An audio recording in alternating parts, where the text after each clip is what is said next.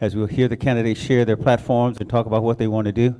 I trust we will have a discerning ear and a heart and listen carefully so we can find out who we want to serve us and serve us well. Amen? Let's pray and ask God for wisdom and discernment tonight, and that we would guide us through this conversation, and that we would gain knowledge for what's going to be best for our city. Father, we thank you and praise you for this opportunity. We thank you for these men and women who have chosen to put themselves forth to serve. We ask you now to bless this time. Grant us wisdom, discernment, understanding, knowledge, insight as we listen and as we gain knowledge and as we ask questions. Father, give us who you would have us to serve us best. Thank you for this time tonight. Guide us in this discussion, we pray. And thank you for the knowledge we will gain. It's in Jesus' name. And we all said, amen. Thank you so much. All right.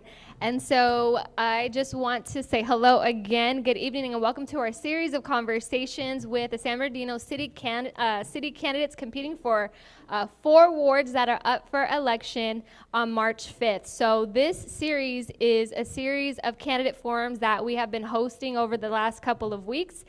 We have been co-hosting them along with KVCR, Public Media in San Bernardino, with the League of Women Voters, as well as Just San Bernardino, which is a nonprofit collaborative of nonprofit organizations. So my name is Vanessa Perez. I am the executive director of Time for Change Foundation, a nonprofit here in San Bernardino that has been serving this community for 22 years, helping homeless women and children become self-sufficient. And along with myself and Time for Change, along with Arts Connection, we're co-hosting this Ward 7 event tonight. So I want to introduce Alejandro Gutierrez. Good evening, everybody. It's great to be surrounded with community, be here with community. Just want to introduce myself and, introduce myself. My name is Alejandro Gutierrez. I'm Executive Director of Arts Connection. San Bernardino is our home. We're the Arts Council of San Bernardino County.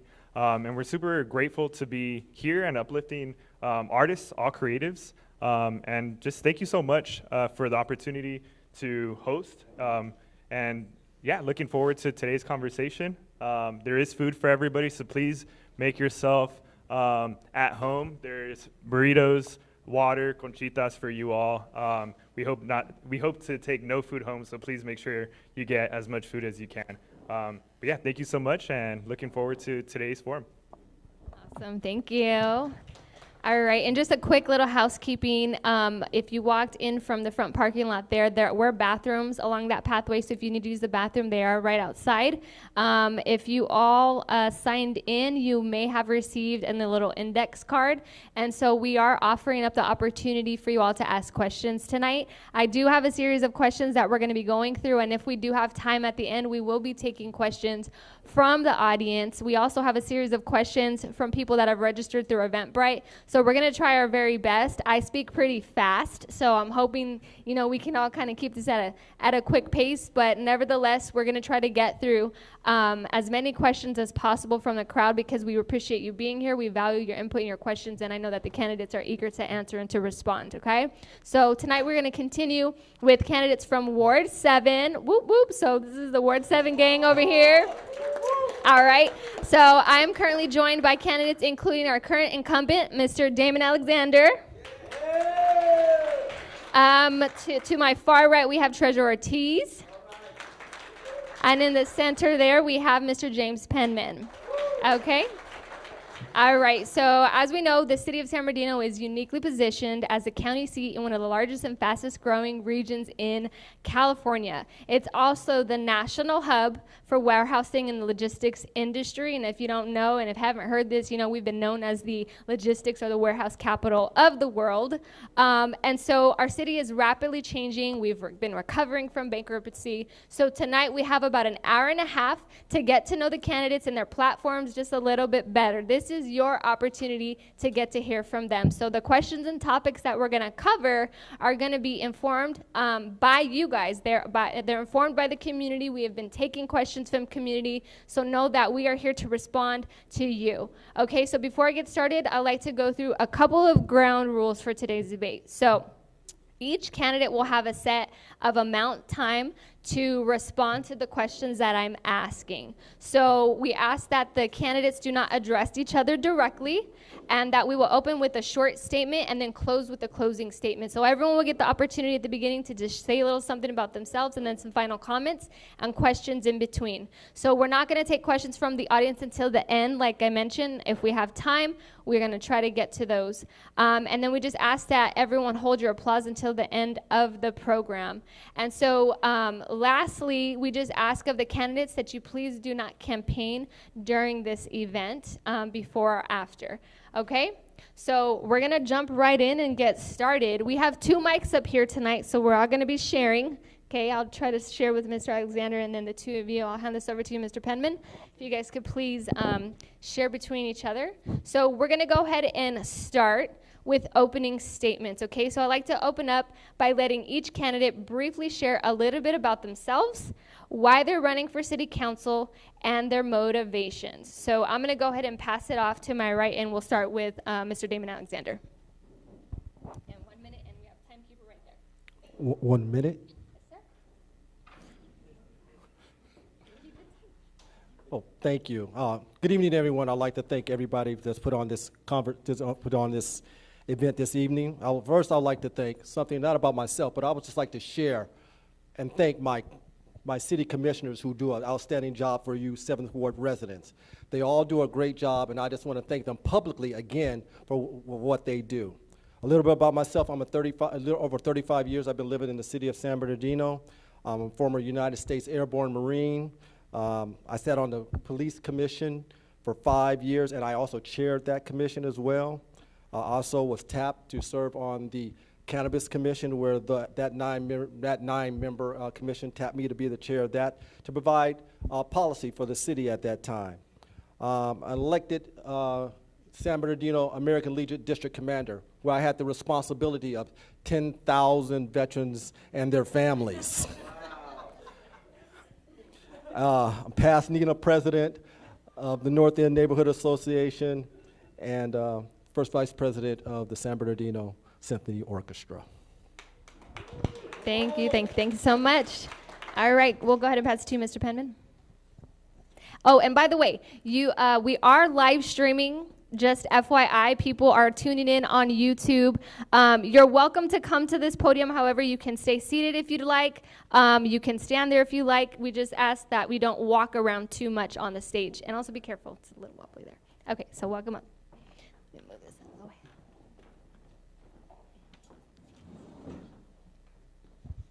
There are a number of reasons I'm running. One of those is that anyone who watches or attends a San Bernardino City Council meeting sees the infighting, the opposition, the lack of respect for public speakers, and the ongoing conflict. That must change. It was my pleasure to serve as your elected city attorney for 7 terms, as your police commissioner for 2 terms, as your human relations commissioner for 2 terms, and as civil service commissioner for 1 term. My neighbors have asked me to run. The San Bernardino police officers have asked me to run. The San Bernardino City retirees have asked me to run. And I can tell you I am running with all the vigor you are going to see. You have not seen the kind of vigor you're going to see in this campaign, and you are not going to see the kind of change that's going to happen in the San Bernardino City Council should you choose me to be your next council member. Thank you. All right. Ms. Ortiz. Good evening, everyone. So I'm here tonight because it is time to be about the people and not about the politics anymore.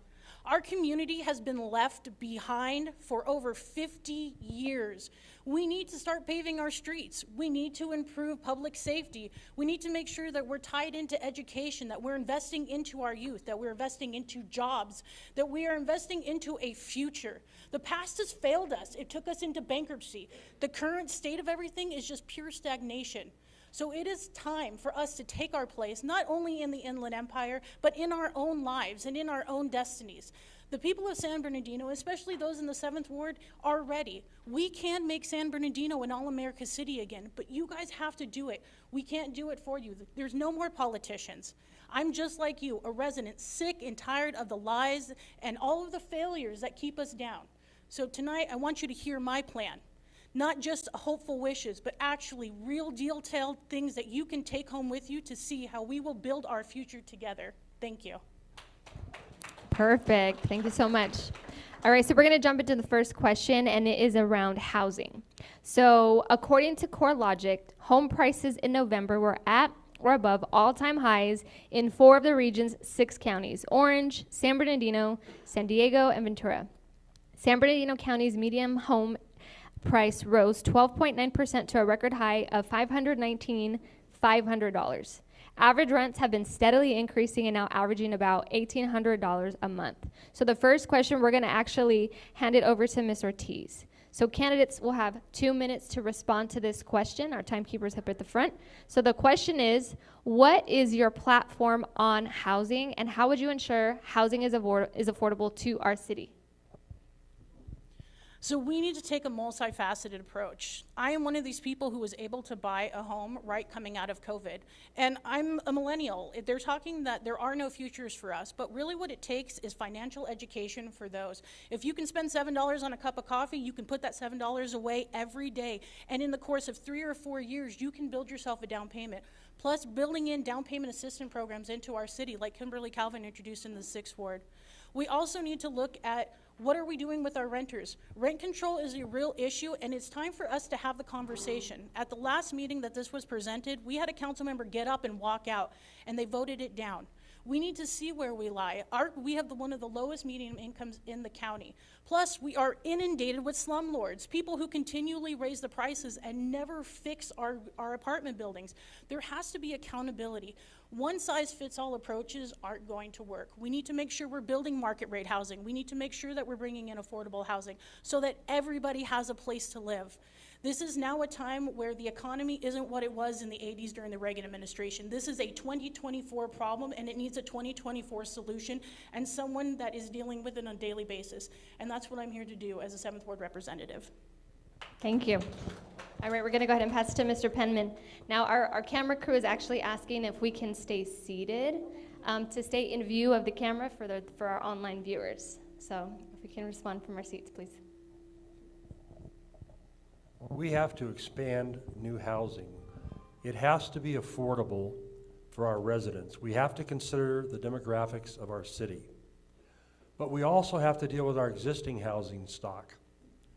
We have to use code enforcement. We have to increase code enforcement to hold slumlords accountable. We did that for years. During my service as your elected city attorney, we closed over 500 gang and drug houses. How did we close them? They were not up to code. We held slumlords responsible. And when we had to evacuate houses, we didn't put the people on the streets. I convinced the council to allocate $250,000 to relocate people out of unsafe housing and into safe housing, and that's what we did. No one got put on the streets. Did not happen. We can do that again. We have to do that again. It is a problem, a serious problem, when the majority of our residents are renters. There's nothing wrong with being a renter. I was a renter. A lot of my friends are renters. But people need to have property ownership. We need paths to that. And you can't have that when you have the kind of expensive housing that we have. And we have the cheapest dirt here in San Bernardino in the region. The money is there, the developers are there. Cities don't build housing, private developers do. But you have to pick the right developers, not the corrupt ones, not the ones that donate to your campaign, the ones who have a track record of building good, solid homes that our people can afford. That's what I intend to do.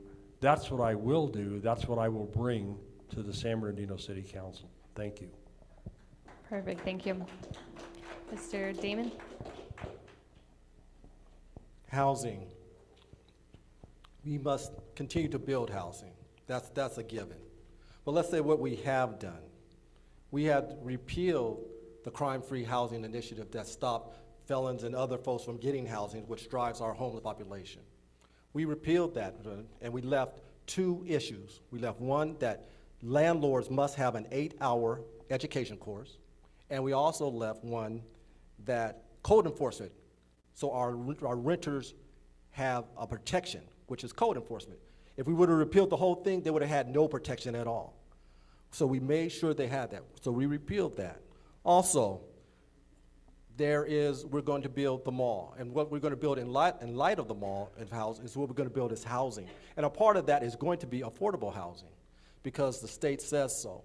It's going to be at least 20% affordable housing. That's what we're doing now. That's not a plan. That's what we have done. And that's what we're going to do.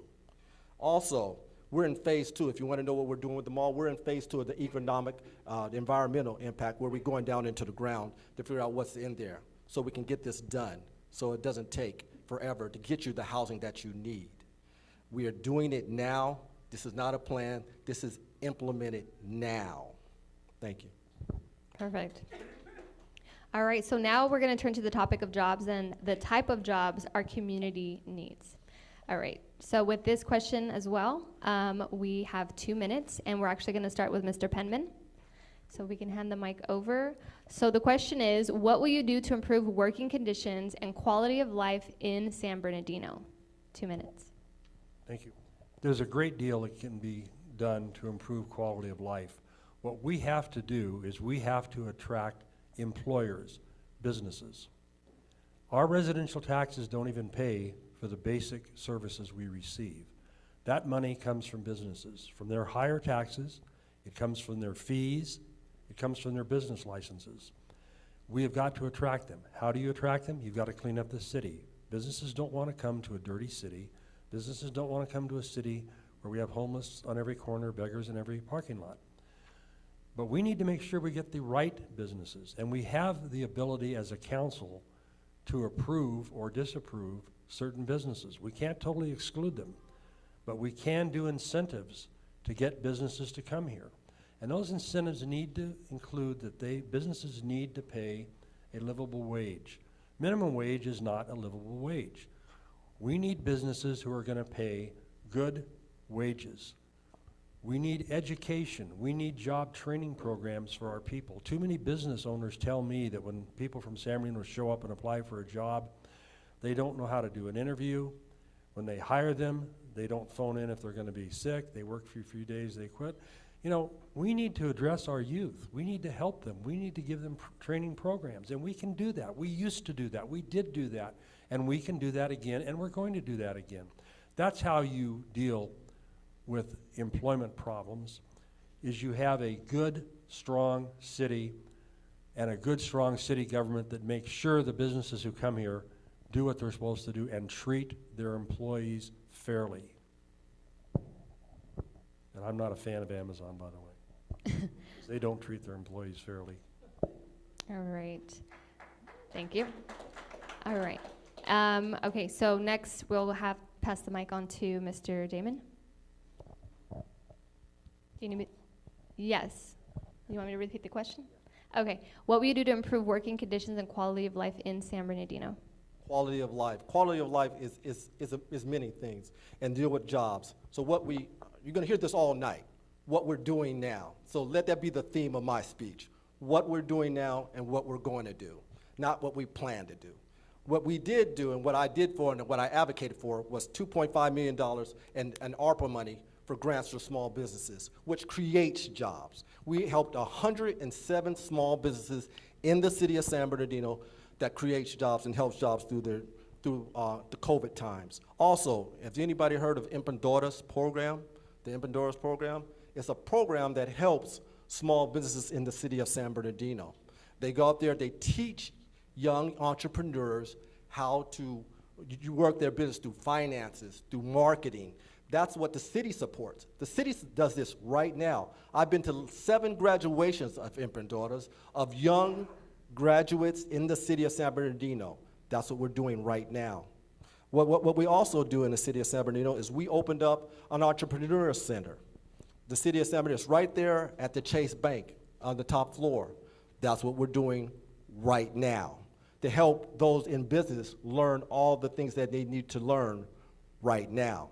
What we're also doing in the city of San Bernardino is we partner with Cal State, we did partner with Cal State, with San Bernardino City Community College. They received a $3 million grant. We partnered with them to help with training with them, to help with expedited training, to higher level functions of training, medical training, all the jobs that we need to do here. We partnered the city, I was their guest speaker for that particular event, so we can partner with them and move on with higher levels of training with with San Bernardino Community College. I keep going back to Cal State because we also partnered with Cal State as well. These are the programs that we are working right now in the city of San Bernardino. Thank you. All right, Ms. Ortiz. We're not doing enough. 107 people out of 223,000 residents. Entrepreneurship is hard. People need a paycheck. And look, bringing jobs, we have the largest employer in the county of San Bernardino, which is the county of San Bernardino. They have 20,000 jobs. We have 2 area hospitals, St. Bernadette's and Dignity Health. We have the city of San Bernardino. We have the jobs here. What we have not done is invest into the people. We have not taught and brought the trades in here. San Bernardino was built on a strong union foundation through the steel, through the Air Force Base. We've done nothing to regenerate that. We are in need of police officers. What I want to propose is a cadet to career program. I hired for our police department for years, and what we found is that we lose people who want to become cops between 18 and 20 and a half because they have nowhere to go. Our kids should be our heroes in this community. When you know your community, you protect your community. You don't want to harm it. We need to make sure that we have a relationship, which we don't. We don't have a relationship with the school district so that our kids are prepared from right when they graduate to step into a program at Valley, I'm a professor at Cal State. We need to make sure that our kids are here and staying here, retaining. The city of San Bernardino doesn't even have an internship program. That's how I started my career 12 years ago in our city, was being able to come from college and do this stuff hands-on. We need to stop thinking that people are going to come out from our city and save us, because we are not using all of the resources. We have every ingredient we need for success, but you got to have the right person who knows how to put it all together. And that's why I'm so tired of hearing all this stuff that I can't see, all these things that aren't happening. It is time for real, tangible results, because if you have a job, that's what we can count on, not someone else trying somewhere that you've never seen before. Thank you. Great, thank you. Okay, so now we're going to move on to the topic of development. There are a lot of construction, redevelopment, and new development in our area. One of the important roles of the City Council is approving major development projects and creating a vision and guideline for our city. On this topic, I have a couple of questions that I'm looking for yes or no answers to, okay? On the last question, you will have 1 minute to explain your answer. So I'm going to do the first question, and we'll do yes or no. So we're going to go ahead and we'll start with Damon on this one, so we can hand the mic over. So, Mr. Damon, do you think there should be a moratorium on warehouse and industrial development projects in our city, yes or no? A moratorium on development on warehouses? On development projects in our city. Development projects? Should there be a moratorium on warehouse and industrial development projects in our city? Yes or no? You can explain. For warehouses, later. Yes. A moratorium on warehouses for a second, yes. Okay, thank you. Treasurer, Ms. Ortiz? No. Okay, and Mr. Penman? No. All right, next question, and we'll start with Treasurer. As the city is exploring Carousel Mall redevelopment and the possibility of becoming the master developer, do you support a community benefits agreement, yes or no? Yes, as long as the city doesn't develop it. Okay, so with this response, we're actually allowing you to explain your answer. You have 1 minute. We absolutely need a community benefits agreement. Everybody has benefited but our community from development. But having the city do it is completely unreasonable. They do not have the wherewithal to do it, nor the knowledge or experience, and all it becomes is more pay to play in the downtown, where wealthy people with a lot of money come in and buy a space at your expense. So I will always fight, and in fact, I'm the only candidate up here who fought for the original CBA that came with the original development. Because it is time that when we bring a development here, you work here. You get those jobs, you get that training, you get that benefit, you get a part of that housing. So please don't for one second think that the city, again, has these answers, because it is a very dangerous concept when the government tells you, hey, I'm here to help and I got this for you. All right. We'll pass it over to Mr. Penman. Would you like for me to repeat the question? Okay. As the city is exploring Carousel Mall redevelopment and the possibility of becoming the master developer, do you support a community benefits agreement, yes or no? And please explain your answer. Absolutely yes. We need those. We used to have them. I've heard people have supported them recently. We had those types of things for years. We had a top-notch developer to do the Carousel Mall. He knew what he was doing. Government does not build projects. Government may fund projects, government may subsidize projects. Private industry builds projects because that's where the money comes from. They borrow money on their credit, not on ours, not on yours, to do it. We tubed that. Now we hear that the city is going to handle that. I'm sorry, that's bull feathers. City cannot process an application timely. The city loses applications. How is a city that has that many problems going to develop something like the Carousel Mall? It isn't going to happen, but we have to get the right developer. We have to know what to look for. Been there, done that. Great. All right. Mr. Exelon, do you want me to repeat it again? Sure. Okay. As the city is exploring Carousel Mall redevelopment and the possibility of becoming the master developer, do you support a community benefits agreement, yes or no? And explain your answer. Yes, I support a community development agreement, and you're not the only one up here that fought for a community. I met with the organizations when we were all trying to hammer out a community development agreement the first time. I was in the room. No one else in here was in the room. I was in the room making it happen for the people of San Bernardino. We need this community development agreement, and it needs to come from everybody, because everybody has a different idea of what a community development agreement is. Some say it's jobs. I say it's jobs for the people that are in San Bernardino, like live in San Bernardino, not from Orange County, not from Riverside County, San Bernardino County. Those numbers have to be here with us, and those things are hammered out in the rooms that they're not privy to, and that's what happened the first time. So we are going to continue to have that. We will always have that, as long as I'm in this seat. Great, thank you. And if you could please pass the mic to Mr. Penman. We have one more question on development, and we'll start with you. The question is, what is your position establishing binding and meaningful community benefits agreements and community workforce agreements on new economic developments such as the Carousel Mall? Well, I think we just answered that, and it's the same answer. Yes, we had those for years. City attorney, I negotiated many of those, more than just one or two, but lots. You absolutely have to do that to benefit the city. You don't want development that just benefits the developer. You don't want development that just benefits city government. You want development that benefits the people, and you have to keep in mind the demographics of our city when you're making those types of decisions. You absolutely have to do that. It is not rocket science to do it. If you care for the city, if you care for the community, if you want to see it proceed, move ahead, not backwards, you support things like that. And it is not a difficult thing to do. My gosh, I don't understand. I hear all the things we're doing now, but where are the results? We just don't see them. We did see them for years. We were #1 in the Inland Empire. Awesome, thank you. We're going to pass it to Mr. Alexander. Same question. What is your position on establishing binding and meaningful community benefits agreements and community workforce agreements on new economic developments such as Carousel Mall? The answer again is yes. And those community agreements should be things that we can all enjoy, first of all.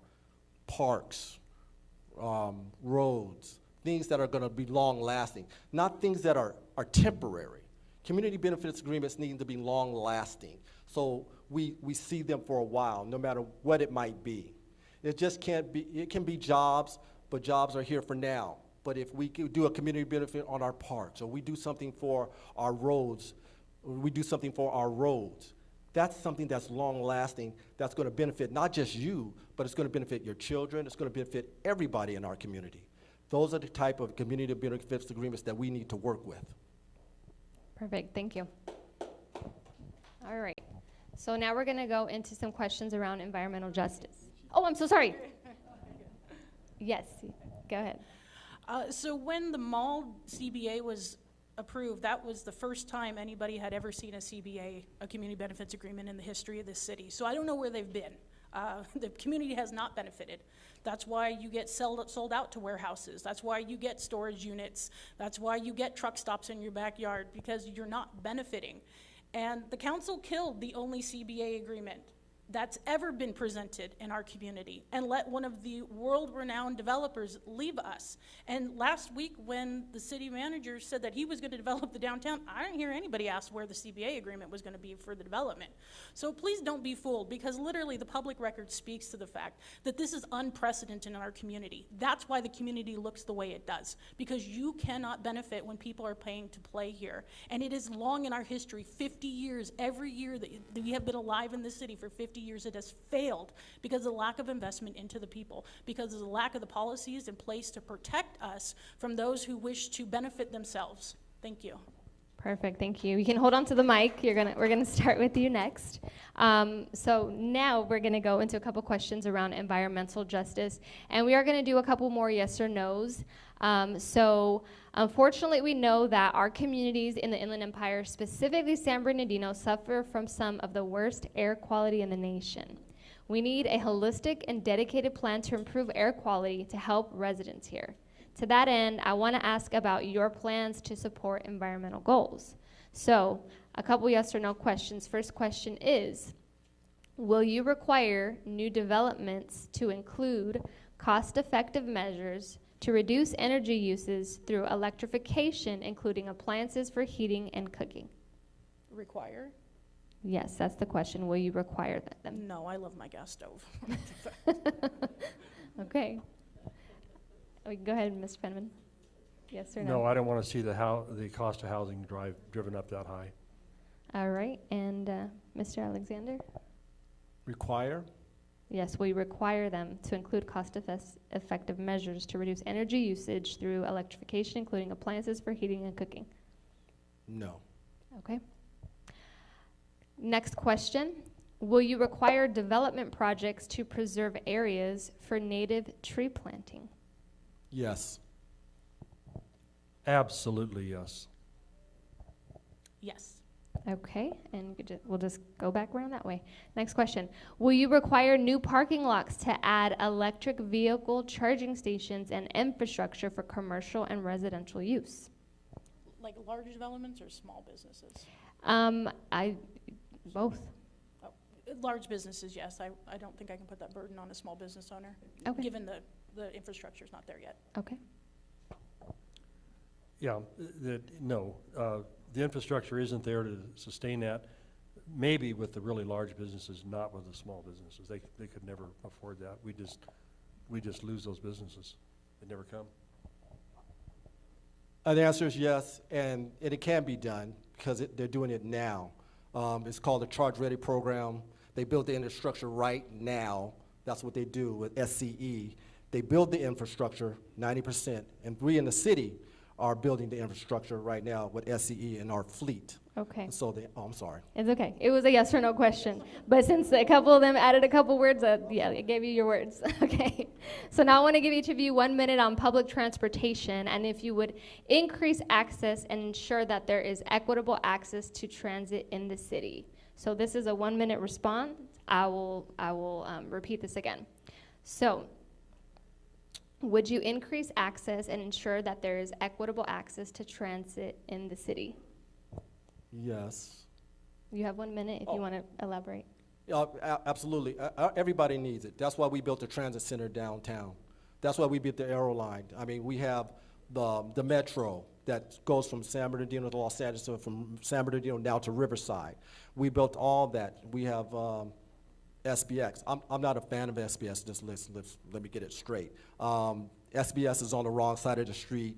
It should be on the right side. SBS is a disaster. But other than that, we have done what we need to do. Students on Omnitrans gets to ride. That's a great collaboration right there with Omnitrans. We need to continue that collaboration with Omnitrans. The city needs to work with those who can't quite afford it and work with Omnitrans to get on the buses and other public instances where they can go. Thank you. As a council member, I won't really have much opportunity to vote to increase and ensure adequate public transportation because our city doesn't run transportation, it's run by Omnitrans. But I will ask to be appointed to the Omnitrans board, and then yes, I will definitely push for that. That SBX bus is ridiculous, and I will tell you, I will never support a huge bus that puts businesses out of business, runs up and down empty. Imagine the amount of money that we're spending on that. But there are many regional things we can do. Transportation has to be affordable, not just for seniors, not just for students, but for everyone. It has to be, and we have to do that. But the city council does not make those decisions. That's done on a regional basis, as it should be, because public transportation has to be regional in focus. And council members need to understand that. Council members need to understand what they're doing. And God bless Omnitrans. Transportation is more than busing. And as someone who took the bus, let me tell you what walkability really means, especially when you're disabled or when you've got kids and you need to work, when you need to be able to ride your bike. So while we may not run Omnitrans, we have a lot of responsibility in the type of transportation that work for our neighbors. And this is all tied up into development. This is where you are able, within a short distance of your home, to go to the store, to go to the doctor, the pharmacy, to have something to eat, to be able to shop. And that's all things within the control of a council person that knows it's all within their control to help develop. And that's why having a general plan and a specific plans are so important. Making sure that 40th Street and Highland are a place for people to be able to walk in the 7th Ward to get what they need, to be able to go over to East Street to do the things. The bus is just one type of transportation to get you where you're going. We need to think beyond just people having to be on a bus for 2 hours just to get to Hospitality Lane or to get across to the hospital. We need to be ready for 2024 transportation. Thank you. Yep. All right. Okay. So we are going to turn to arts and culture. And Ms. Ortiz, you can hold on to the mic there. We'll start with you. I do have 2 questions for this section, and the first question is a yes or no. So I'll ask the yes or no, let you respond, and I'll ask the second question, and then you'll have 2 minutes to respond to that one. Okay, so first question, yes or no. Will you commit to reinstate cultural development funding and grant programs? Absolutely. Okay. Second question is, how will you support the arts and the creative economy in San Bernardino? We need to not only cultivate new artists, but we need to retain the beautiful artists that we have in this community. And that is something that we just have not done enough of. I'm so happy that the Art Connection is a part of this, and everybody, because this is where we reestablish ourselves. When we look back at history, because I'm kind of a nerd, we look at the Renaissance period and where that took us artistically and being able to rebuild society. And that's got to be our foundation. We've seen the breadth of that in the downtown with the new murals, but we need to look at that also with the aesthetic of how we build. Not only do people design on paper, but you have people who speak to art, people who design it with sculpturing art, architecture, and I want to be a part of that. I'm a grant writer, and one of the things I'm so excited to be able to say is that I was a part of writing a creative court grant so that we could pay local artists 80% of the grant so that they could teach classes, they could maintain their art. When it used to be a time when you would tell your kids, go to college and don't be an artist, now is a time where we need to recultivate that talent, because that is where the spirit of innovation, the spirit of creativity, and the spirit of community is really built in the artist in every single one of you and those who want to make it their profession. All right. Thank you. We'll pass it to Mr. Penman. Okay, so I'm going to start with the yes or no question. Will you commit to reinstate cultural development funding and grant programs? 100% yes. Okay. Second question, you'll have 2 minutes. How will you support the arts and the creative economy in San Bernardino? We need an arts and cultural center in downtown San Bernardino. We need to take some of those empty buildings and establish that there. That's something the city can do. The arts are essential. A culture is defined by its arts. Go back in history and you'll see that. You know, I played the flute, elementary school, junior high, high school. And for you dudes out there who say, oh, you played the flute? Guess what, guys? Frederick the Great played the flute. Yes, it is a cool, manly thing to do and a womanly thing to do. There is nothing wrong with participating in the arts. I decorated City Hall with beautiful paintings. Most of them were copies because I couldn't afford more, but when I was there, believe me, they were there. We need to do that, and we can do that. One of my strongest supporters is in the audience, former Mayor Judith Valles, who's president of the San Bernardino Symphony Association. She'd kick my butt around the block if I didn't support the arts, but she wouldn't have to, because I do. I love to go to the symphony. I love to go to concerts. When Judy and I travel, we go, try to go to New York every 2 years and see an opera, watch plays, all of the things that you do. Why can't we do that here in San Bernardino? Well, we can partially because we have one of the oldest orchestras in the country, over 100 years old. But we can do more, and we're going to do more. The arts are essential. There's just no way to get, she just held up 30 seconds, so what else can I say about the arts? Playing the flute was great. I learned so much by doing that. I learned so much self-confidence. It gave me such an appreciation learning how to read music. It's a whole different dimension of our lives, and our children need to know that. Our children need to have that opportunity. And we can't leave it just to the schools, although the schools need to do more, but we can do it. And our school system, by the way, did great for a long time. Thank you. All right. Thank you. Mr. Alexander. First question, yes or no. Will you commit to reinstate cultural development funding and grant programs? Yes. Thank you. Second question, how will you support the arts and the creative economy in San Bernardino? If you remember, one of my commissioners, we already giving out money in grants this year. We gave out money in grants, not thinking about it, not going to do it.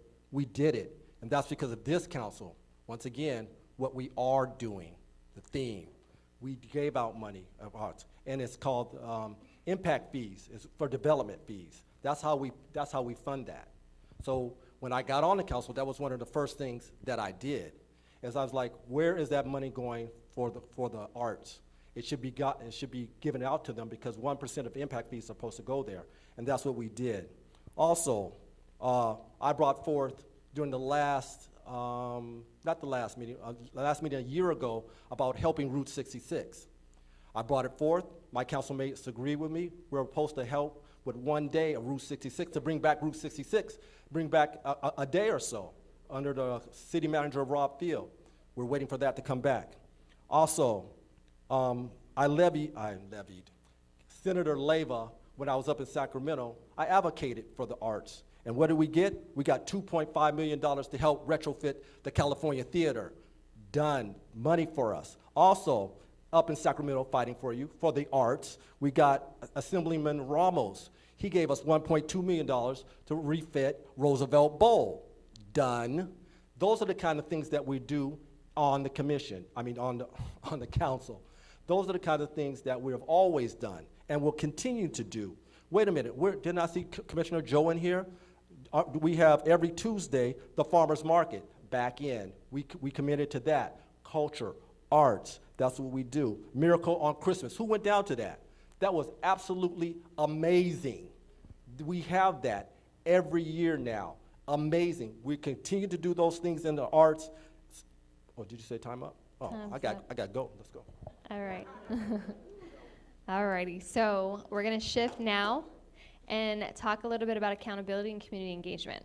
So given the history in San Bernardino, corruption and bankruptcy most notably, there is a distrust of elected leaders in our city.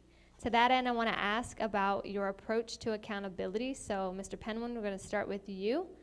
And each of you will have 2 minutes. So first question is, what would you do or what have you done to build public trust? Public office is a public trust. I have zero tolerance for corruption, absolutely zero.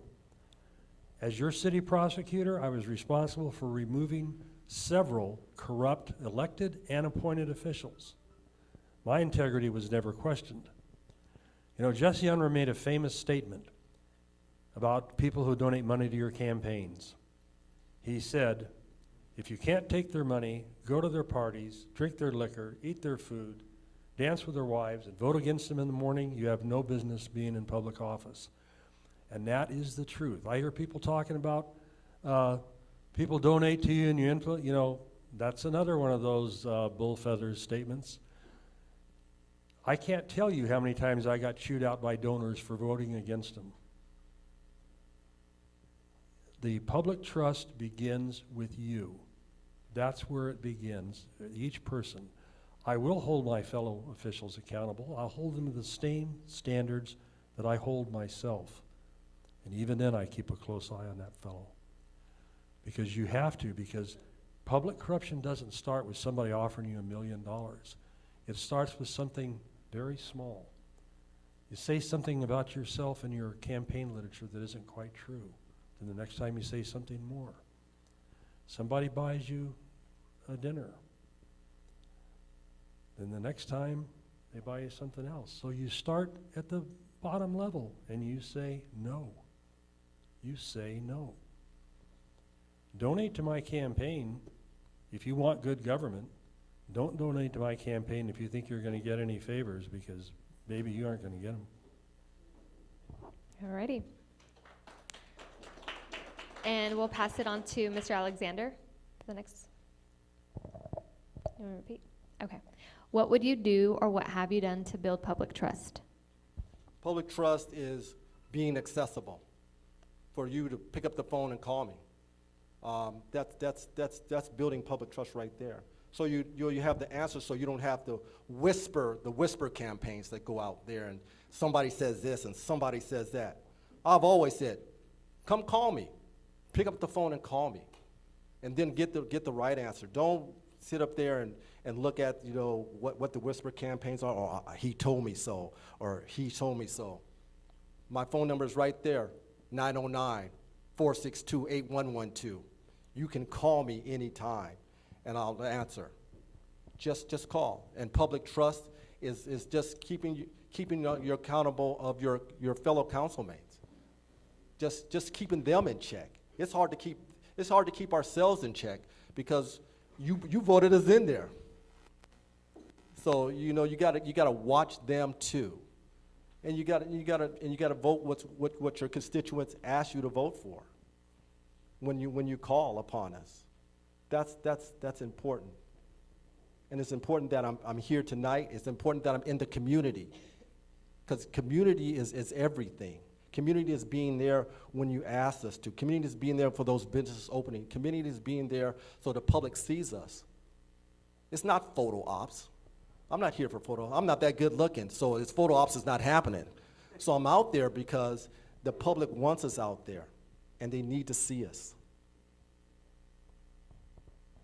All right. Do you want me to repeat? You got it? Yeah. Okay. So you build public trust by being someone that the public can trust. And that's what I've been doing 24/7 for 5 years straight, calling it the way it is and educating our community, engaging with them and empowering them. That's why today when the Sun endorsed me, they called me 2 things. They called me the truth teller, and they say that I tell it how it is. Because that's what you have to do. Now, I don't remember the city attorney ever being able to vote, so I'm not sure how that went. But what I can tell you is that the city council members vote directly for who gives them money. And you know how I know that? Because I pull their public records in their 460s. And what we saw was that we have a gang of 4 who do exactly what their political donors tell them to do. And you know what I do every meeting is stand up and call that out. Because that affects us. And sometimes, and most times, I'm standing alone.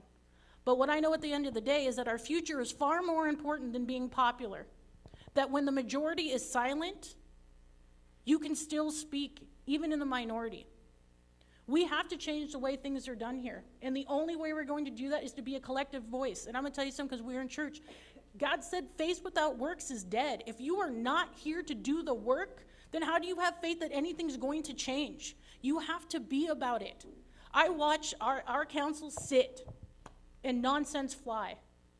I watch backroom deals go on. And then they go and brag about it into the community. They try to sell us out. They try to sell the downtown to the Chinese government. And you know who brought that out? I did. They try to wheel and deal and buy their own council members. You know who called that out? I did. You know why? Because that affects you just as much as it affects me. Your knowledge gives you the power to change our community. And I will always be the truth teller, even if I'm the only one telling the truth up there. Thank you. Awesome. Alrighty, we're gonna start with Mr. Alexander for this next question. For this question, we'll have 2 minutes. What are your thoughts on the proposed time change for the council meetings from 5 to 3 p.m.? Do I need 2 minutes for that? You don't have to take your full 2 minutes. Okay, thank you. But you that proposed times change is bad. It's bad all the way around. I said so on the dais. It's bad all the way around. It does not give an opportunity for those who actually work to come down to council meeting to speak at public comment. It doesn't work. It probably even doesn't work, like I said, for those council members who have jobs and who tries to get off on their jobs. If you employ a council member and they have to be there at 5 o'clock, they have to take time off their job to get there. Even though I'm retired, I take care of my granddaughter. And that is, and it interferes with that. It interferes with me picking up and taking care of my granddaughter. So it's a bad time. And number one, I don't know how they can do that without council. And I've talked to the city manager about this. I'm like, how can you do that without council approval? You can't just change the time without our approval. I'm not for it, haven't been for it. I said it from the dais. It needs to go back to the time that it originally was, where it's at 7 o'clock, where everybody can get off work, get time, change, and get down there. I said it then, I say it now. I don't need any more time. Here you go. Thank you. All right, Mr. Penman. Well, some of you hate to hear what happened when I started, but when I started, we began our council meetings at 8 in the morning, and we went to 10, 11 at night, and we went sometimes to 1 and 2 a.m. in the morning when we were doing the general plan. These council members, they get 5 or 6 items on the agenda, they think they've got a lot. Yes, you need to start when the public can come. And if that means to going to 3, 4, 5 in the morning, then that's what you do. That's part of public service. That's exactly what you do. You don't have your council meetings in secret, and you don't have them when nobody can come. And by the way, we didn't cancel our council meetings because of holidays. We had them on Lincoln's birthday, which was a holiday then, and you can't believe the crowds that showed up. And our council members got $50 a month, and now they're getting thousands of dollars, far more, by the way, than they should be getting. It's a part-time job. There's no reason for council members to be getting paid that much, and that's going to get looked at again should I become a council member. One other thing I want to have a minute left to mention, some people think that the only thing you do is vote. Someone mentioned the city attorney doesn't vote. You know how many city attorney opinions are issued in a week? You know how many millions of dollars turn on those city opinions? You don't think donors try to buy city attorney opinions? They do it all the time.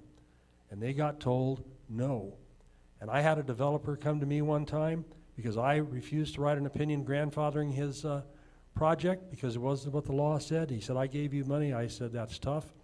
And I won't mention any names, but that developer's initials are Arnold Stubblefield. All right, Mr. Ortiz. No. we cannot move the meetings to 3 o'clock. But I'm gonna tell you why they wanna move the meetings to 3 o'clock. Because they're about ready to do some very shady things to our community. Let's be honest. This isn't about the people's work. If the people can't be there, who are you working for? Here and again, we are watching people want to operate not in dark, but in full light. But they know that this is a working class community. Who's gonna take off? I remember Councilman told me, go take off work if you wanna give a public comment. I'm sorry, I'm gonna lose my money so that I can come tell you not to be corrupt and you're not gonna listen. These things are not, they're not surprises, and they are being done in full discussion. I can't believe that actually our councilman voted to allow for a rediscussion if there's no fight up there. No one's out here advocating that the community shouldn't be put aside. That's not happening, and you know why? Because these are recorded meetings. The record is the record. The people need to be present, because the people that have been elected are not here to benefit the community. They are here to benefit themselves. That's why you're watching the city manager try to take out an $80 million bond with no RFP and no council approval. And did the council, other than Councilwoman Calvin, come out and question? No. In real time. That's why for the last 2 months, the meetings have been moved to special meetings with 39 agendas on the consent calendar, rubber stamping everything. Millions and millions of dollars, you guys, are funneling through our city without the public there. It is on purpose, it is deliberate, and it has to stop. And as your council person, you will always hear me say that, and I will never, ever support a special meeting being called at 3 o'clock in the afternoon. If you can't be there, I won't be there. Thank you. All right. So this next question, this is going to be a yes or no question, and this is about ranked choice voting. So the city's Charter Review Committee and Redistricting Commission have recommended support for ranked choice voting and establishing an independent redistricting commission by 2030 to the mayor and council. Do you support ranked choice voting, yes or no? I'm going to go ahead and start with you. Mr. Penman, yes. No. All right, if you want to pass it. This is a yes or no question. Yeah, if you can pass it to Mr. Ortiz. Yes. Okay, and Mr. Alexander. No. All right. One vote, one person. Yes or no? Okay. All right, so we're going to get into a quick lightning round. Before we jump into, because we're getting close to the end of the questions that I have here, before we jump into questions from community, I know we're getting towards the end, and we want to just allow the candidates to show a little bit of their personality. So each candidate will have 1 minute to respond to this question. So we want to know from the community, we can start with Ms. Ortiz, what is your favorite spot in your ward? And you'll have 1 minute. My house, because I got to pay the mortgage, so I love being there. Let me just tell you. I love being home. Look, here's my thing is when I got to choose to buy my house, I found the cutest thing, and there is pride in ownership. And I'm sure my counterparts here, we live very busy lives, so that comfort, and this is why I want housing to be a priority for us, that comfort of coming home and feeling safe and content in your own space, man, that is a pride and joy for me. And so while I love all the outside stuff, just being in something that I did on my own and feel comfort and safe in, like that's where you will find me if I'm not in the community, is at home. So perfect. Thank you. All right, Mr. Penman, what's your favorite spot in your ward? I have several favorite spots. My home is the first one, but the others are the diamonds of our ward. My neighborhood, First Congregational Church, Holy Rosary Cathedral, Sierra Way when it's raining, the Mexico Cafe, the Arrowhead Country Club, and a little city park right around the corner from my house. Love that. We have a beautiful, beautiful ward. And I want to say one more thing. When it comes to voting, 50% plus one vote. We have had 2 candidates in recent history for mayor who finished first in the primary and then lost in the runoff. We do not need a phony system called ranked choice voting, which takes away your right and the right of the majority to elect their elected officials. Majority rules. Sorry, I hate it when I'm in the minority, but that's the way it goes. All right. Yes, like my home. First and foremost, I like to go to Porch View, and everybody loves Porch View. It's my safe spot, and that's what it is for me. But if I have to do something else in the 7th Ward, I like to karaoke, believe it or not, and DJ's karaoke's. So I karaoke at DJ's, so that's a great spot. Did I say lamplighter? Right, lamplighter. DJ's is the breakfast spot that I like to go to. DJ's is the breakfast spot. And those are the parts that I like to hang out in the 7th Ward. Then there's other parts that I get my flowers from in the 7th Ward for my wife that's sitting over there.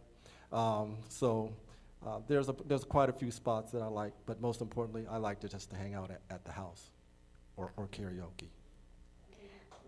Awesome, thank you. I like TJ Maxx. I like to go shopping. Let's go shopping. Okay, cool. All right, so we're going to go ahead and jump into some questions from the audience and from our online viewers. And so what I'll just do, if that's okay with everybody, I'll start with Mr. Alexander. We'll just go down, and we'll come back around, and we'll try to fit as many questions as we can into this next about 30 minutes, and then we'll end with some closing statements, okay? So first question, starting with you, Mr. Alexander. What are the top 3 things that must be done to never get into bankruptcy again? We'll do 2 minutes. Say that question. What are the top 3 things that must be done to never get into bankruptcy again? Top 3 things to never get into bankruptcy again. First of all, we gotta watch how we spend our money.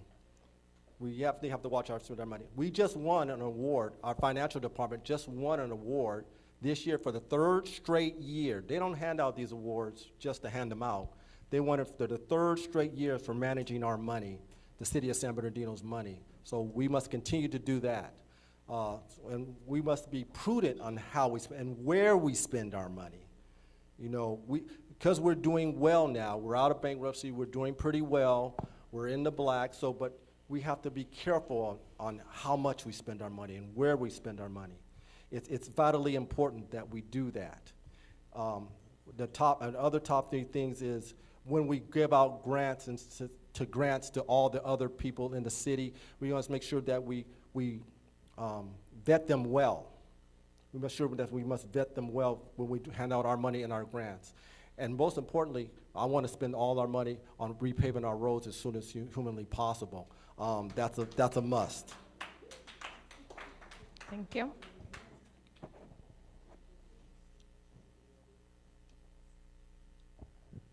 When Mayor Judith Baez left office, she left millions of dollars in the general fund and millions in reserve in the special funds. And the people that followed her went through that money like you know what through a goose. And we were insolvent in a few years. We used the Economic Development Agency to keep the city going. And when the governor ended that, we went right into bankruptcy.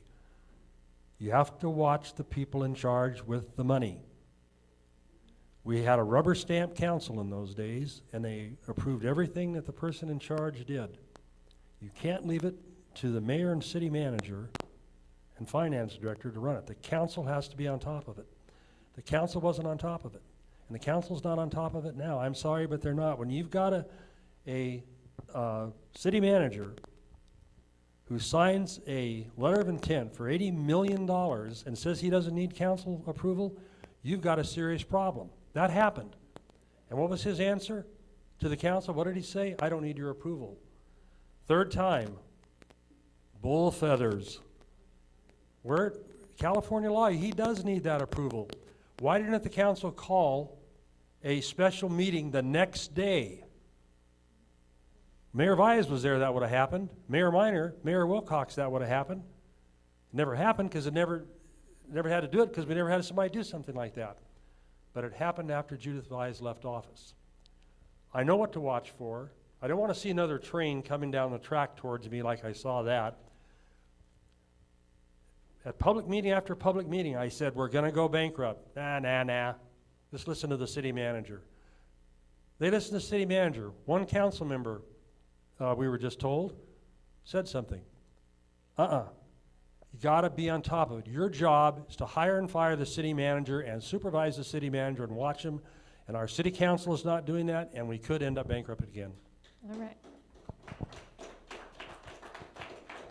Okay. So number one, I would never put the people back in office that got us there.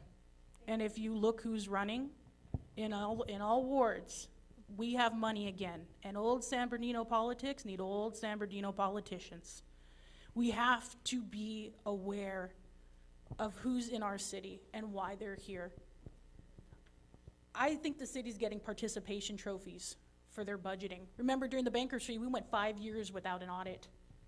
So now something looks like everything to people. We've gone to biennial budgeting, which means every 2 years we then reassess. We need to go back. We are not in a position to just let anybody have the books.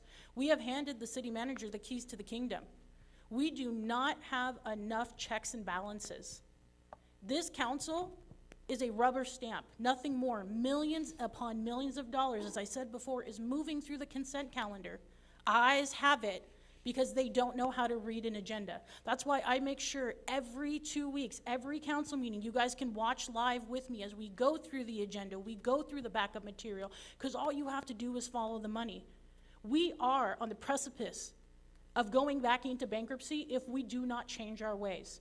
We're not just talking $80 million sign off on the city hall. You're also talking about $200 million potential in the downtown redevelopment that a city manager thinks that he can do without the council.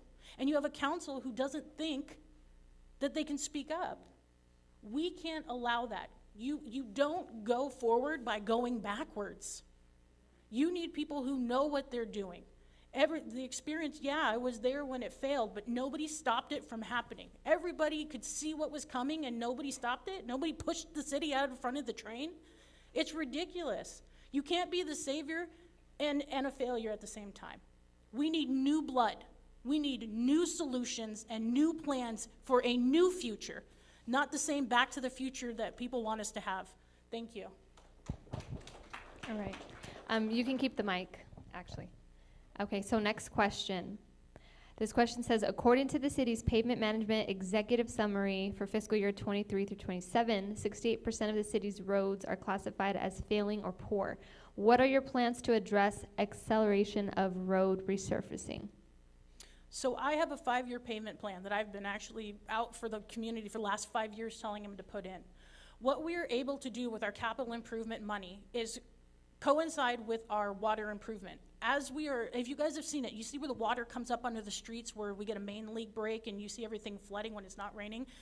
When you go under the ground, you break up the streets. What we can do, and this is what the city of Redlands did, we're not recreating the wheel here. When we go and replace the infrastructure on our failing infrastructure, we go in and we repave the street, we just don't patch.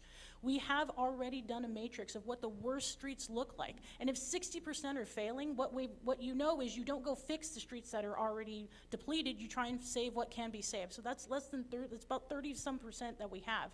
We need to make sure we're maintaining those and then put that money into a restricted fund that can only be used for paving. Plus, we need to get impact fees. We've allowed all these trucks to come in. Just a trash truck alone is 3,000 car miles one trip. You have 3 trucks that come up and down your street every week. Vertex not paying us for that. The warehousing are not paying their trucks. We're repaving streets, and then we have no truck routes. I know someone's going to be like, I agreed to truck routes. Where are they? I have 18-wheelers being parked in front of my house on a residential street. We really need to make sure that we are doing everything, and you have to have someone with the knowledge and experience to do it. I have been telling the council to do this for 5 years, and they're not doing it. So that's why I need you to elect me, so that we can finally have a council person in there that has an idea, has a plan, and knows how to do it. And you know what? The greatest thing is Juan Figueroa in the 3rd Ward agrees with me. And that's we're already built consensus. Councilwoman Calvin agrees with me. Ben Reynoso, when I have talked about paving, there is a full consensus to get this plan going.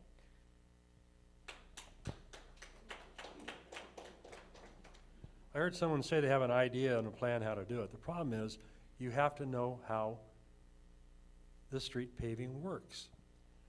We don't pave our streets right. We paint them over with a fine film. The only way to properly repave a street is to tear down to the dirt and build back up. When you don't do that, when you keep building streets on top of the old street, you get what is called in the industry as crowning. The street in the middle is high and it goes down. That's going to cause more potholes. My colleagues don't understand, because they've never been there, what you have to do to repave a street. It's not as simple as many people think. But when you let the contracts out, you have to read the contracts and you have to say, we don't want you just to do it. The other thing is, when you get a city street cut permit, most of you don't even know what that is, but every utility has to get one. They cut into the street and they go down and they change the electricity or whatever it is they change. And then what do? They asphalt over it. No, I'm sorry. The contracts need to say, as they used to say, you have to replace that part of the street that you tear into the same way it was before you tore into it. That's the only way you stop potholes. I cursed the other day, which I rarely do. God forgive me. I even say that seriously. I hit a heavy pothole on Waterman. My whole car jerked. As city attorney, I can tell you, when I was, the cost to the taxpayers of fixing people's broken axles and realignments and all of that, you have to know what you're doing. Mayor Valles had a street repaving plan, and every street in the city was repaved every so many years. That was dumped. Where did the money go? To the SBX bus. That's where it went. That's where our street money went to, the SBX bus.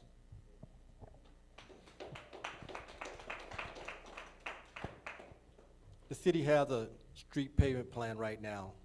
Right now, we're getting ready. Right now, in our capital improvement program, we have a 21 street segment that we're trying to get done right now. That's what we're trying to do right now. We also have other segments in our capital improvement program that we're trying to do right now through pavement plans. So we have it. Everybody wants their street paved. I understand that. But if you pave a street and you don't pave that person's street and that council member say, I'm going to do that street, it doesn't work like that, because someone's always going to be left out in the cold. So we have a pavement street plan, 21 segments. And as far as fixing potholes, they do it what they call cold patching. Cold patching is not the way you fix potholes in the city. It's called hot patching. That's what we got to do it. You do it the right, my uncle said, do it the right the first time. If we take the time, because it's going to take longer to do a hot patch than a cold patch, if we take our time and do it the right way, then those old cold patches won't pop up every time it rains. Because we see it every time. There's a place on Parkdale that I come by when I go home. Every time it rains, it pops right back up. I wish they would hot patch that. That's what we need to do. We need to tell our great professionals at Public Works, hey, hot patch some of these potholes while we repave the whole city, and then we'll look in a better fashion, and we won't come back. Do it the right way the first time. All right. Thank you. Okay, you can go ahead and hold the mic. I'm trying to fit in a couple more questions, but we'll do this next one. So what ways are you going to reduce homelessness and increase safety? The ways we're going to reduce homelessness is a big question, and it's a fair question. How do we reduce homelessness? Some folks say it's housing, because housing is too expensive. It's such a big faceted problem, I almost want to stand up. When I joined the council, there was no homeless outreach teams. There was nothing. We didn't do anything. The city was not involved in anything. Right now, we have 2 homeless outreach teams. We have a general outreach team that goes out and tries to help people, and we have one called the COAST team, which deals with mental illness. That's all they do. They deal with mental illness. Those teams go out there and do their best to try to find temporary housing for those who have experienced homelessness. But that's not all the problem is. The problem is also, where do they go once they find temporary housing? They got to find permanent housing. And once they find permanent housing, then they need help with wraparound services. And once they find wraparound services, then they need employment. Well, I did all this in what I called Operation Saturation, when I got everybody together to do this in the 7th Ward. In the 7th Ward, when I first got elected, I got Lutheran Social Services, Salvation Army, and a bunch of other folks together, and they taught me at how we can do this, how we can get people off the street. And first things first, you got to get them off. First things first, you have to find temporary housing. You got to get them off if there's medication needs that needs to be addressed. All those things need to happen, but we can't do it by ourselves. It has to be a collaboration with the county, because the county is involved in this with their HOPE team. It has to be a collaboration with the state, because the state throws a lot of money at it, but are they accountable? There's many ways to do this, but there are plans that we're doing. Right now, the city spent $21 million on a city shelter. We just got $35 million for Lutheran Social Services for a 140-bed shelter that we are working with in the city of San Bernardino right now. All right. What are ways you are going to reduce homelessness and increase safety? City's current plan is a failure. It isn't working. We can talk about how great it is and all the things done. It doesn't work. Very simple what you need to do. You follow the Reno plan, which is the no camping in public plan, which means you get the homeless people into permanent housing with mental health counseling, anti-addiction programs, and job training programs. I was a social worker for many, many years when I was director of the Home and Neighborly Service. We did that kind of work. You know how it works. 12, 15 years ago, you didn't see the homeless here. You saw them in Redlands, you saw them in Riverside, you saw them in East. Why didn't you see them here? Because we moved the people off the streets into safe housing and we gave them counseling. Other cities were studying what we did.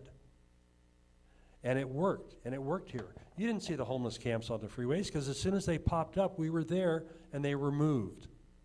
And there are ways you can get them to move, but you have to get them into the right type of programs, and you don't have to be mean. You can treat them with respect and humanity, and that's exactly what we did. That's the way to do it. I'm sorry, but the folks in City Hall now don't know how to do it. And I disagree that we can't do it locally. We can do it locally because we did, and other cities studied our model. We had retired cops hired as city attorney investigators, accompanied by social workers that I was able to train for my years at the Home and Neighborly Service, and we got those people off the streets within 24 to 48 hours of their being there. You didn't see what you see today. You don't have to see it. In the last 10 years is when this homeless problem in San Bernardino exploded. It exploded 15 years ago everywhere else. It did not explode here. It can be done locally. And instead of us following what other places are doing, we need to be the leader. Let's go back and show other cities how to do it. Let them follow us again. Thank you. Homelessness is so much more than the mentally ill and the drug addicted. And that's why you have to have a multi-phase approach. You are forgetting that we have homeless children sleeping in cars that go to school in our school district, that the only time they get to eat is when they're at school. We have homeless working families, people who are one paycheck away, that are couch surfing between friends and family. That is homeless. You have people who are being released from being incarcerated, who are unable to get housing, and crime-free housing just passed only because the city was getting sued. It wasn't out of the bleeding hearts of our council members. You have students who attend the universities who are sleeping in their car because they cannot afford it. You have veterans sleeping in our parks because we have no relationship with Loma Linda Veterans Center. Right now we have the opportunity to fight for a space at Patton Hospital so we can have the mentally ill and drug addicted into the right facility and into the right treatments. And that's because I advocated for Laura's Law, which was finally passed, which is the only state legislation that allows us to put acute outpatient treatment for those, and so they're not incarcerated, they're actually given the care that they need. You cannot take someone off the street unless you have a bed available for them. Right now we have an injunction because the only plan that the council came up with $52 million in front of them was hotel vouchers. And the court said, hey, that's a failed plan and that's not enough. So right now, 220,000 people are at the mercy of 3,000 homeless. With $52 million, y'all? Are we crazy? What could you do with $52 million? I bet you could get 3,000 people off the street if you wanted to. It comes down to political will. These people want to talk about homelessness. They don't want to actually address it. Because if you did, you would. And you didn't see homeless back in the day because you didn't want to see them. They've always been here. The economy failed in 2006. People were losing their homes left and right. This is about making sure that everybody rises at the same time. Being unhoused is not a crime. What we cannot allow it to do is become this lawlessness. We need to help people in the right way, but the right way that works for them, that raises the community together. Thank you. All right. I'm going to get more, I'm going to squeeze one more community question in, and then we're going to do closing statements. So we'll do 1 minute. We'll try to squeeze 1 minute on this one. So how will you position our city to embrace electrification and prepare for climate resilience? Ready? Yep, go for it. So we actually have to talk about it. Look, we have a geothermal underground that really puts us in a different position. And in order to see the future, you have to presently actually be there. Think about where you're going to be in 25 years from now. What does that look like? Are there green spaces? Are you planning for environmental? When we bring in develop, are we requiring a certain portion of it? When we talked about 100% electric, we need to make sure that we're prepared for that. It's great to talk about 2050 because it's not here, but when we get there, when we're ready for this type of infrastructure, have we done everything possible for ourselves? That's why I want to make sure that we put together a good committee. There's nothing like hearing like, oh, say in 1975 we were talking about electrification. No, you weren't. That's why the city's not here. That's why we're not present in the conversation. We can be leaders, but we have to want to lead this. And this is a great opportunity for jobs to come here, for us to prepare to be the workers that are designing these type of grids, that are prepared to be the electrical engineers to take these type of ownership in this type of industry. We just have to be ready. Awesome. Perfect. We were ready and we were doing it. We were undergrounding all of the utilities.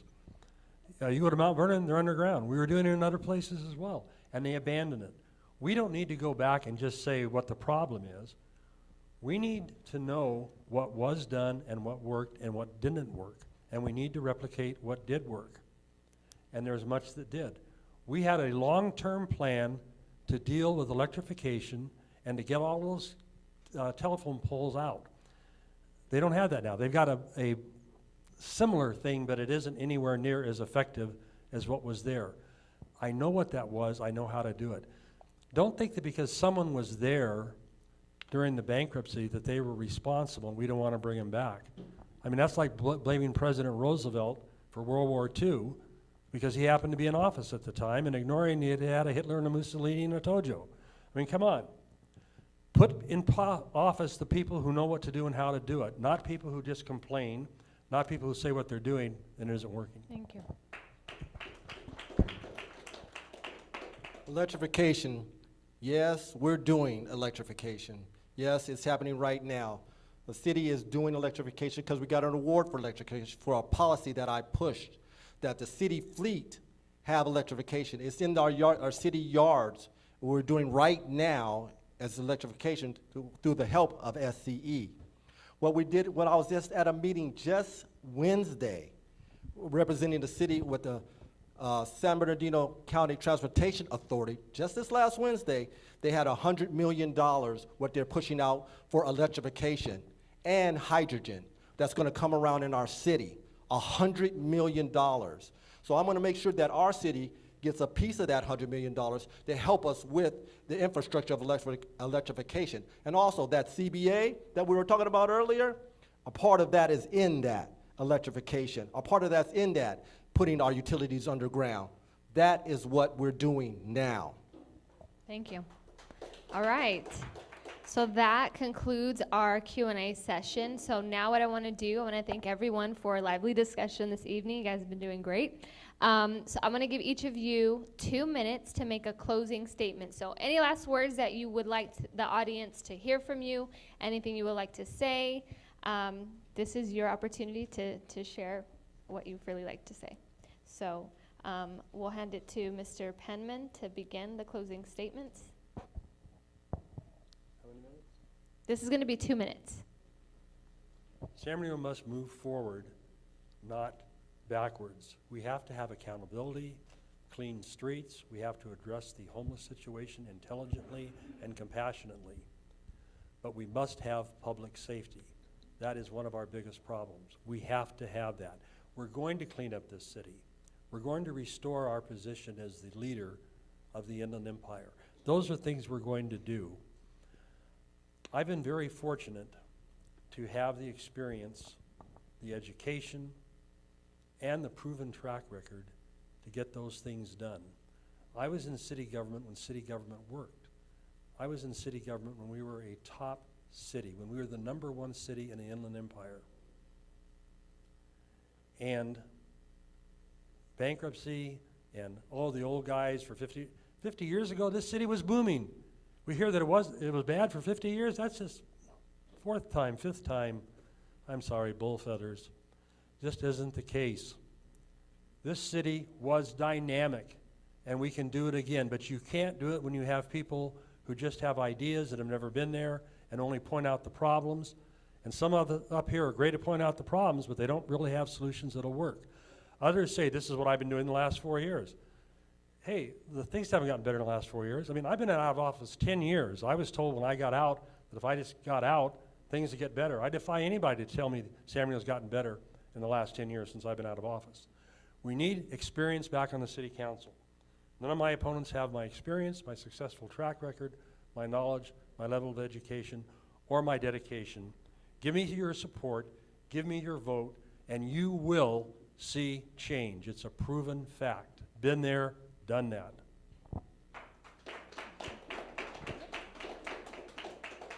Two minutes. Boy, been there, done that should be a banner over the city of San Bernardino. For 50 years straight, 37 you were in there, right? 37 of them? No. Every year we failed. Every year we economically declined until we finally ended up in bankruptcy. This didn't happen overnight. You're not any better than you were 10 years ago, and you're not any better than you were 20 years ago, and 30 years ago, and 40 years ago. That's the problem. 1973, we were an all-America city. Today, we're the remnants of bankruptcy. And you're going to tell me that when some people up on this stage had the power to do everything and implemented every single plan that God has ever put into the state of the city of San Bernardino,